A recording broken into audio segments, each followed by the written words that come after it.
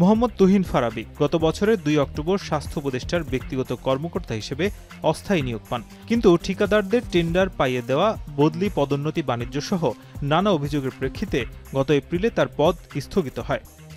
অন্যদিকে একই উপদেষ্টার বর্তমান ব্যক্তিগত কর্মকর্তা মাহমুদুল হাসানের বিরুদ্ধেও বদলি, পদোন্নতি, বাণিজ্য সহ নানা অভিযোগ। এমন প্রেক্ষিতে গত বৃহস্পতিবার এক নোটিশ জারি করে মোহাম্মদ তুহিন ফারাবী ও মাহমুদুল হাসানকে মঙ্গলবার সকালে হাজির হওয়ার নির্দেশ দেয় দুদক, কিন্তু এদিন কেউ হাজির হননি কিংবা সময় প্রার্থনা করেননি দুদকের কাছে।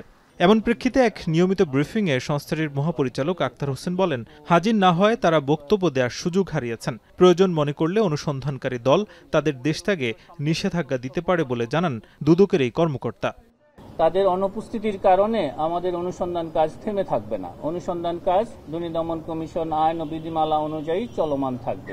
আমাদের নির্ধারিত অনুসন্ধানের কার্যক্রম যখন সম্পন্ন হবে, নিয়ম অনুযায়ী তারা আমাদের যে টিম কাজ করছে তারা প্রতিবেদন দাখিল করবে। সে অনুযায়ী প্রতিবেদনের আলোকে তাদের বিরুদ্ধে ব্যবস্থা নেওয়া হবে। কোনো অভিযোগ সংশ্লিষ্ট ব্যক্তি পালিয়ে যেতে পারেন, তাহলে তাদের জন্য কি পদ্ধতি অনুসরণ করতে হবে আমাদের অনুসন্ধানকারী কর্মকর্তারা সেই বিষয়টি জানেন। নিশ্চয়ই তারা সেই বিষয়ে ব্যবস্থা নেবেন। অন্যদিকে 2,63,00,000 টাকার অবৈধ সম্পদ অর্জনের অভিযোগে পাসপোর্ট অধিদপ্তরের চট্টগ্রাম বিভাগীয় অফিসের পরিচালক সাইদুল ইসলাম ও তার স্ত্রীর বিরুদ্ধে মামলা করেছে দুদক।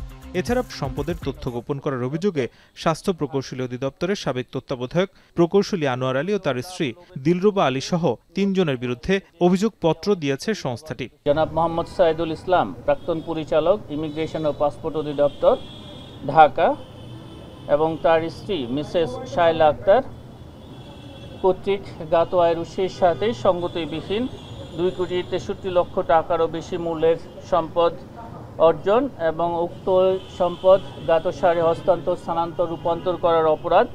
জনাব দিলরুবা আলী, স্বামী জনাব মোহাম্মদ আনোয়ার আলী 4 কোটি টাকারও বেশি মূল্যের অর্জিত সম্পদের তথ্য গোপনপূর্বক মিথ্যা ও ভিত্তিহীন তথ্য প্রদান এবং জ্ঞাত আয়ের উৎসের সাথে অসঙ্গতিপূর্ণ 5,72,00,000 টাকারও বেশি মূল্যের সম্পদের মালিকানা অর্জন। বসুন্ধরা গ্রুপের চেয়ারম্যান আহমদ আকবর সোবহান, তার ছেলে সায়েম সোবহান আনভীর সহ পরিবারের সদস্যদের আগামী 25 ও 26 মে তলব করেছে দুর্নীতি দমন কমিশন। নাজমুস সাকিব, এখন, ঢাকা।